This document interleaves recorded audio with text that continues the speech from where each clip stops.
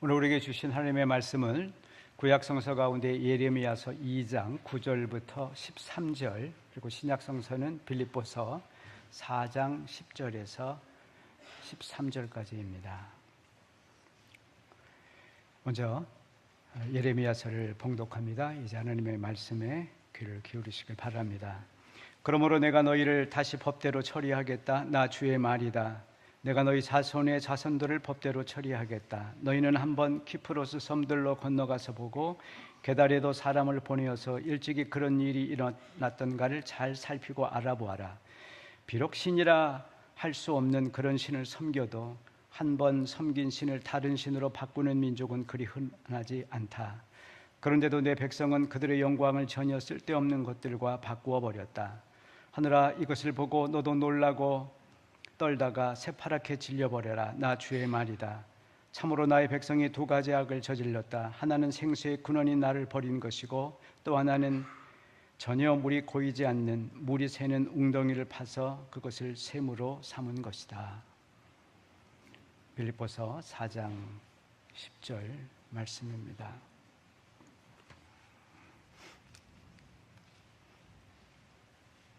나와 함께 갇혀있는 아리스다고와 바나바의 사촌인 마가가 여러분에게 문안합니다. 마가가 여러분에게 가거든 잘 영접하라는 빌립보서 4장 10절. 나를 생각하는 마음이 여러분에게 지금 다시 일어난 것을 보고 나는 주님 안에서 크게 기뻐하였습니다. 사실 여러분은 나를 항상 생각하고 있었지만 그것을 나타낼 기회가 없었던 것입니다. 내가 궁핍해서 이렇게 말하는 것이 아닙니다. 나는 어떤 처지에서도 스스로 만족하는 법을 배웠습니다. 나는 비천하게 살 줄도 알고 풍족하게 살 줄도 압니다. 배부르거나 굶주리거나 풍족하거나 궁핍하거나 그 어떤 경우에도 적응할 수 있는 비결을 배웠습니다. 나에게 능력을 주시는 안에서 나는 모든 것을 할 수 있습니다. 아멘. 요 며칠 사이 혹시 쇼핑을 경험하신 분이 있습니까? 뭔가 산다고 하는 거는, 쇼핑하는 거는 우리의 무료하고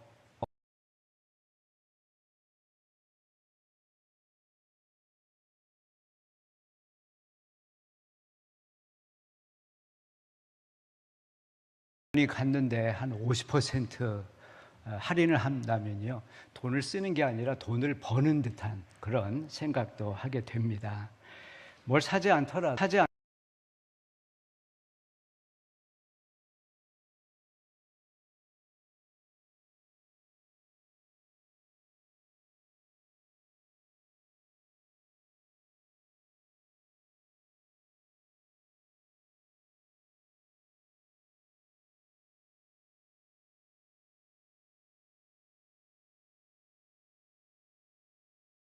가격, 마지막 세일. 자, 여러분 2초 남았습니다. 얘기하는 동안 벌써 30초 흘러서 이제 1분 30초 남았습니다. 그래갖고 막 누르는데 버튼을 잘못 눌러요. 그러다가 마침내 성공을 했습니다. 주문 완료 메시지가 뜨면 갑자기 마음이 평안해지고 행복감이 넘쳐나죠. 드디어 내가 해냈다. 오픈런은 또 어떻습니까? 새로운 모델이 나왔다고, 또 한정 상품이 나왔다고 새벽 일찍부터 줄을 서다 문을 열자마자 막 달려갑니다. 마침내 손에 넣을 때 그 기분을 어떤 사람이 표현하기를,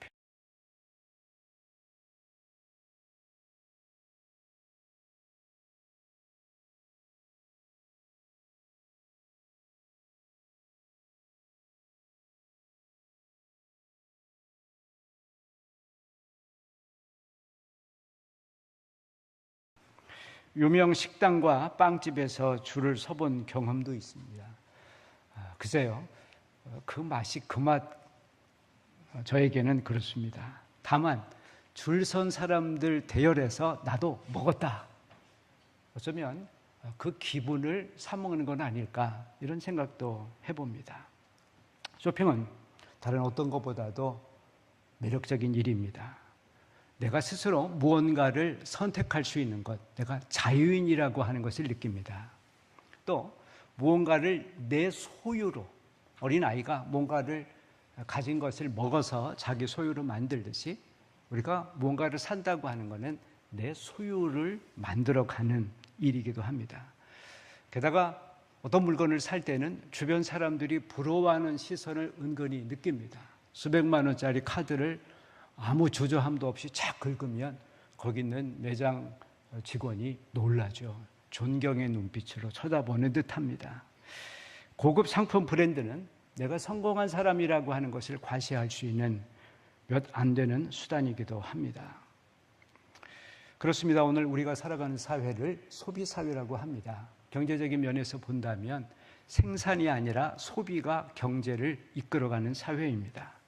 세탁기, 냉장고, 가전제품이 획기적으로 늘어서 우리 생활이 정말 편리하고 윤택하게 된 그러한 시대입니다. 이런 소비 경제에서는 불안과 실업을 막는 길이 많이 소비하는 것입니다. 싫어도 억지로 소비하게 하는 것이 정부의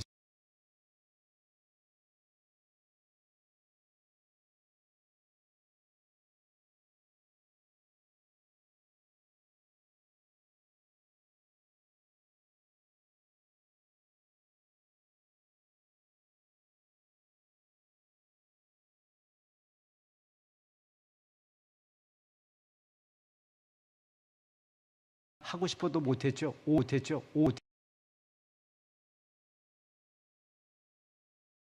홈쇼핑, 온라인 쇼핑 24시간 언제 어디서든 가능해졌습니다.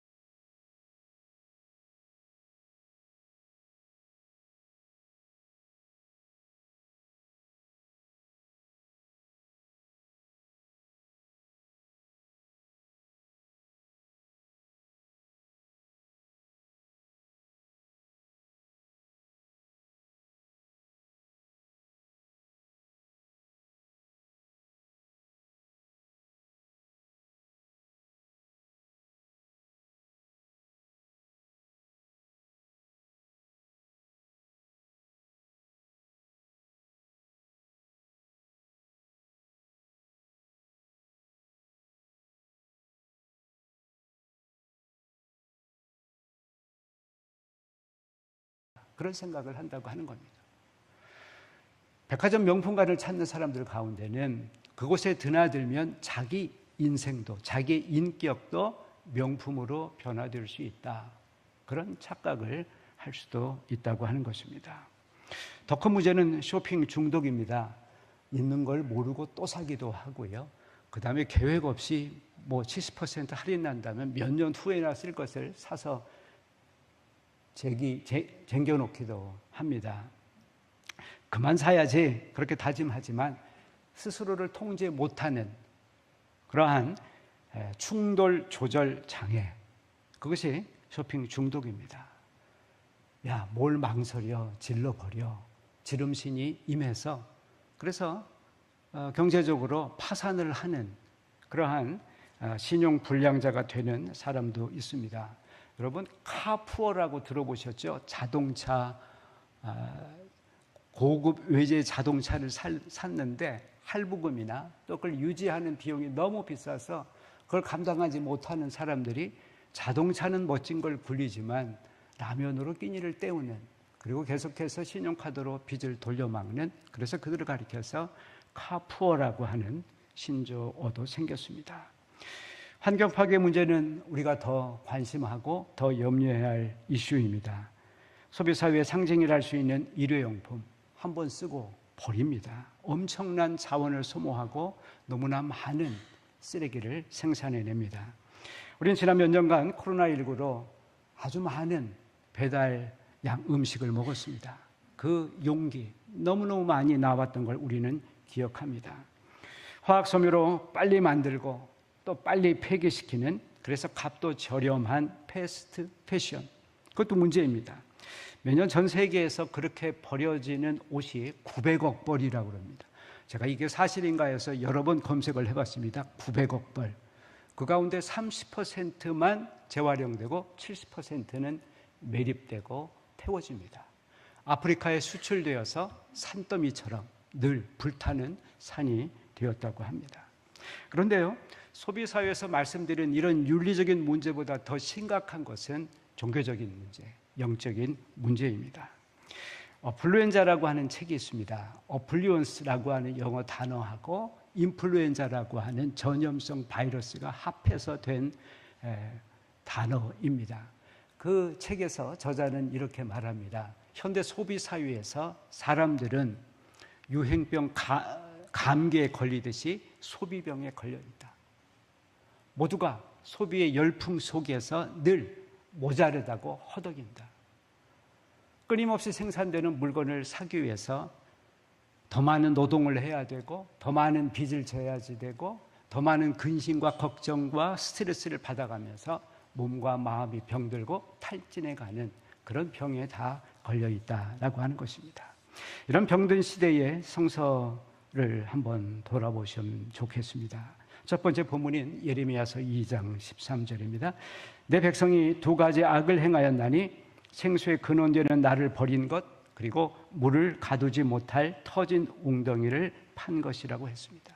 예언자 예레미야가 21세기 우리 소비 사회를 위해서 예언한 것, 말씀한 것은 아닐 것입니다. 그러나 예언자가 통찰했던 이 영적 진리는 여전히 우리 시대에도 중요합니다. 두 가지 이유에서 그렇습니다. 하나는 생수의 근원인 참 하나님을 버리고 엉뚱한 신을 찾아다니고 있다고 하는 것. 두 번째는 결코 채워지지 않을 웅덩이를 계속 채우려고 노력하는 소비사회의 모습을 예견하고 있습니다. 첫 번째 악을 가리켜서 우상 숭배다라고 했습니다. 하나님을 버리고 우상을 숭배했다. 여기서 하나님을 버렸다고 해서 완전히 종교가 없는, 신앙심 없는 생활을 가르치지는 않습니다. 여러분, 이스라엘의 역사를 보십시오. 하나님을 끊임없이 꾸준히 믿었습니다. 그러나 다른 신들도 함께 섬겼습니다.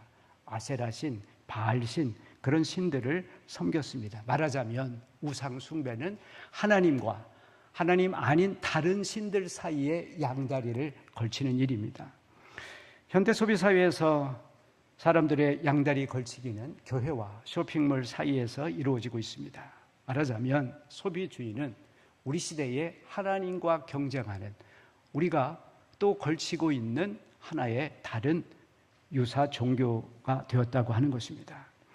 실제로 그렇습니다. 소비주의에서는 사람들에게 영생과 구원을 약속합니다. 이것을 사고 저것을 구하면 당신은 틀림없이 행복할 것이다. 그렇게 광고합니다. 어려서는 장난감에 꽂히고 청소년이 되면 수많은 전자제품을 사야 되고 어른이 되면 자동차나 아파트, 끊임없이 대상을 바꾸어가면서 우리는 욕망합니다. 물론 기쁨과 행복이 있죠. 문제는 그것이 잠깐이라고 하는 것. 새 것이라고 해서 샀는데 몇 달 안 되어서 또 새 모델이 나옵니다. 그래서 내가 갖고 있는 새 것은 금방 낡은 것, 헌 것이 되어서 다시 새 것으로 사게 됩니다. 그런 걸 보면 마약과 크게 다르지 않은 것 같습니다. 한번 그것을 접하게 되면 기쁨이 있어서 만족하지만 금방 불쾌감이 생기고 더 강한 자극을 필요로 하게 됩니다. 끊임없이 우리의 시간과 돈을 요구하는 그런 사이비 종교를 닮은 종교가 오늘 우리가 살아가는 소비주의 사회의 종교입니다. 성서는 이런 사이비 종교를 가리켜서 우상이라고 그랬습니다. 종교적인 모습은 갖고 있고 종교의 기능은 하고 있지만 그러나 생명은 없는, 그리고 약속하는 그 구원을 절대 이루어 줄 수 없는 가짜 신들이라고 하는 것입니다.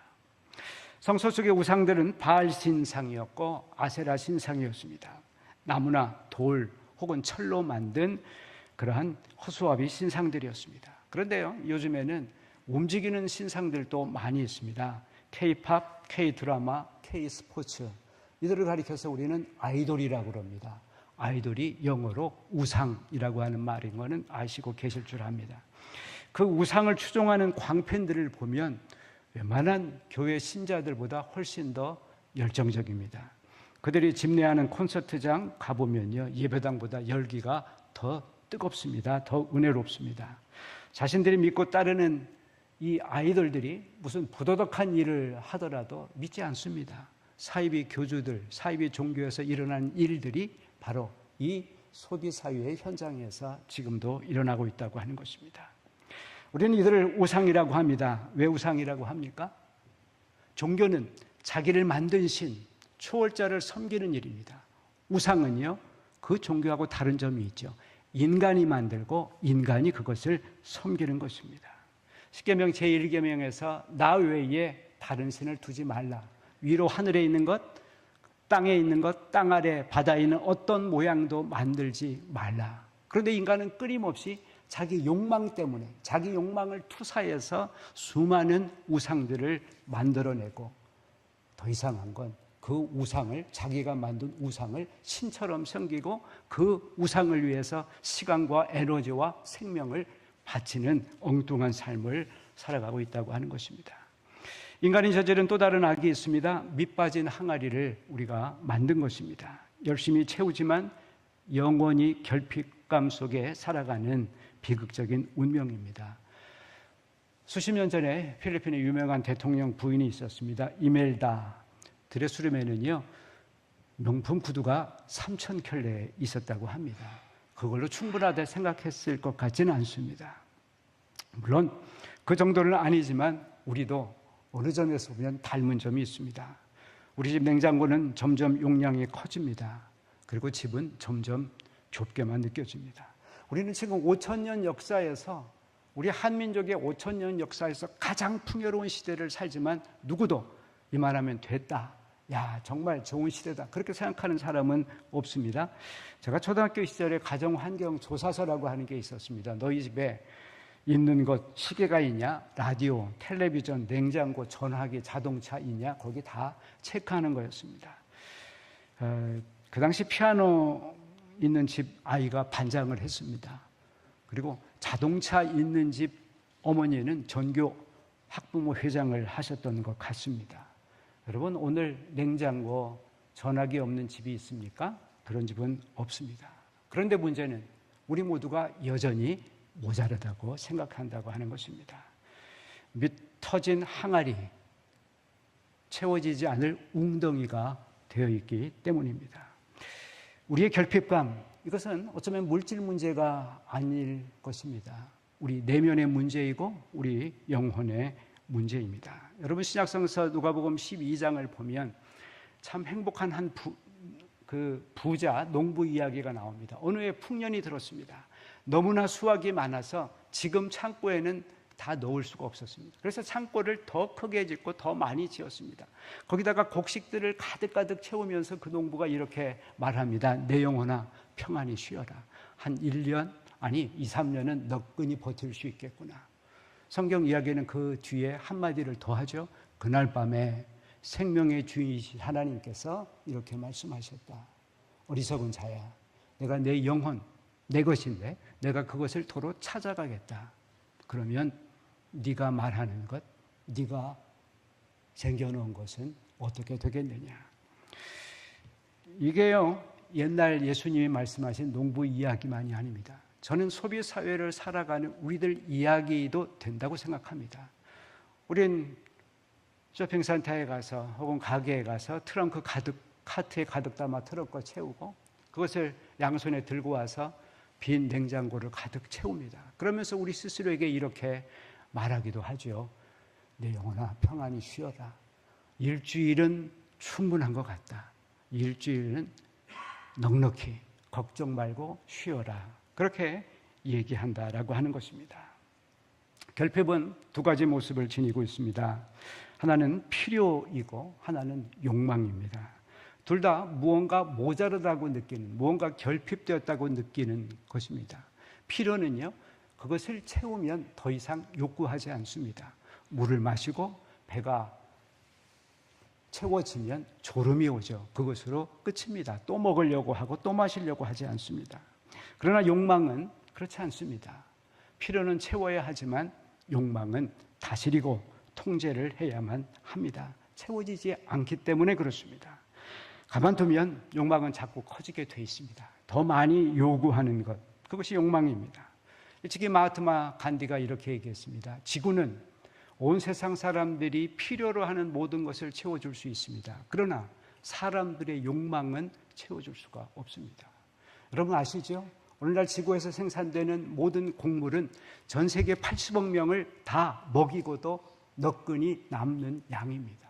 그러나 매해 500만 명의 사람들이 굶주려 죽어가고 있습니다. 그것은 어딘가에서 누군가는 너무나 많이 먹는 탐욕 때문에 그렇다고 하는 것입니다. 우리는 인정해야 됩니다.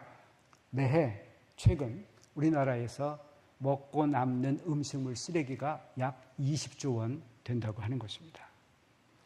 많은 사람들을 괴롭히는 이 결핍감, 그것은 어쩌면 우리 안에서 끊임없이 부풀려지는 욕망을 가만두기 때문에 그것과 싸워서 이기려고 하지 않고 그것을 통제하려고 하지 않고 그것에 굴복하기 때문일 것입니다. 기업은 끊임없이 물건을 만들어냅니다. 광고는 끊임없이 우리들의 없던 욕망도 창조해냅니다. 처음엔 사치품이었던 것이 조금 있으면 금방 필수품이 돼버립니다. 그래서 욕망에 사로잡힌 소비사회의 사람들은 누구도 행복할 수 없습니다. 누구도 만족할 수 없습니다. 끊임없이 더 달라고 아우성치는 불행한 삶을 살게 되는 것입니다. 욕망을 근원적으로 해소할 방법은 없습니까? 오늘 성경은 그 터진 웅덩이, 깨진 항아리를 떼우라고 이야기합니다. 예언자 예레미야는 생명의 근원이신 하나님께로 돌아가야 된다고, 하나님을 찾아야지 된다고 우리에게 말씀하고 있습니다. 요즘 아이들 저 어릴 때 생각하면 정말 풍요롭습니다. 방에 인형도 많고 장난감도 많고 학용품도 많고 온갖 것들이 가득합니다. 그런데도 하는 얘기는 심심해입니다. 어쩌면 아이들에게 필요한 것은 더 많은 장난감이 아닐 것입니다. 더 좋은 로봇이 아닐 것입니다. 부모의 따뜻한 사랑, 부모의 관심, 그리고 부모가 내미는 손일 것입니다. 우리 영혼도 마찬가지일 것입니다. 정말 우리에게 필요한 것은 더 넓은 집이 아닐 수도 있습니다. 예수 그리스도를 만나는 것, 생명의 근원이신 하나님을 경험하는 것. 요한복음 10장 10절에서 주님은 이렇게 말씀하십니다. 내가 온 것은 생명을 주려고 합니다. 그리고 그 생명을 더욱 풍성하게 하려 합니다. 예수 그리스도 안에서 그분을 통해서만 우리가 생명을 얻을 수 있고 그것도 풍족하게 누리는, 늘 넉넉하다고 생각하며 행복한 삶을 살아갈 수 있다라고 하는 것입니다. 바울은 우리가 생수의 근원이신, 생명의 근원이신 예수 그리스도를 만날 때 우리 삶에 어떤 변화가 오는지를 묘사하고 있습니다. 두 번째 본문 빌립보서 4장 11절입니다. 나는 어떤 처지에서도 스스로 만족하는 법을 배웠습니다. 비천하게 살 줄도 하고 풍족하게 살 줄도 압니다. 내게 능력 주시는 분 안에서 나는 모든 것을 할 수 있습니다. 여러분, 진짜 좋은 것을 발견하면 우리 삶에 변화가 있습니다. 우연히 정말 좋은 진주나 정말 값비싼 다이아몬드를 발견했다고 치십시오. 그러면 내가 그렇게 소중했던 구슬, 어렸을 때부터 소중하게 생각했던 그 수많은 구슬들, 그것이 아무것도 아닌 것처럼, 대수롭지 않은 것처럼 바뀌게 될 것입니다. 복음을 발견하면 세상 것들로부터 자유로울 수 있습니다. 만약 우리가 수십 년 예수님을 믿었다고 하면서도, 복음을 경험했다고 하면서도 아직도 결핍감을 느끼고 있다 할 것 같으면, 아직도 스스로를 불행하다고 생각하면 어쩌면 모자라서가 아니라 정말 진짜 좋은 것을 아직 발견하지 못했을 수도 있겠다, 그런 생각이 듭니다. 복음을 발견하고 그 안에 참 만족을 얻게 되면 아우성치는 자아를 향해서 이렇게 말할 수 있습니다. 그만 됐어. 그 정도면 충분해. 물론 그 정도, 충분하다고 하는 그 정도는 사람마다 다를 것입니다. 아마도 자기 자신의 인생관과 신앙관에 따라서 적당한 기준들을 다 갖게 될 것입니다. 분명한 것은 다른 사람들처럼 여전히 결핍감에 살지 않고 만족하며 살 수 있게 될 것입니다. 말씀을 정리합니다. 21세기 우리가 살아가는 이 시대에 우리들의 영적 전투 현장은 교회와 쇼핑몰 사이에 있습니다. 불행히도 유감스럽지만 쇼핑몰이 교회를 이길 것 같습니다. 인기가 더 큽니다. 아이들 보십시오. 야, 쇼핑하러 가자 그러면 막 좋아서 난리칩니다. 교회 가자 그러면 막 짜증입니다. 막 머리를 쳐박습니다. 쇼핑몰 들어선다 우리 동네 그러면요, 동네 사람들 다 좋아합니다. 드디어 땅값 오르게 생겼다. 교회당 들어선다 그래 보십시오. 데모합니다. 주차 문제, 소음, 싫어합니다.